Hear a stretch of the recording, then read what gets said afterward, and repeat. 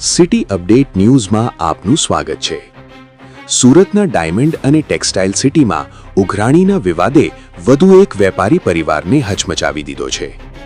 Ashwini Kumar road વિસ્તારમાં હોટફિક્સ મશીનનું કામ કરતા 32 વર્ષીય યુવાન વેપારીએ લગભગ 3 કરોડથી વધુ રૂપિયા લેવાના હોવા છતાં રકમ ન મળતા ગંભીર પગલું ભરવાનો પ્રયાસ કર્યો હોવાનું સામે આવ્યું છે। પરિવારના જણાવ્યા મુજબ ઉઘરાણી મુદ્દે સામા વેપારી દ્વારા ધમકી મળતા યુવાન માનસિક દબાણમાં આવી ગયો હતો।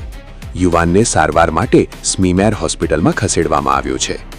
દીકરાની ગંભીર સ્થિતિ જોઈ માતાએ પણ તબિયત બગડતા સારવાર લેવી પડી હોવાનું જાણવા મળ્યું છે।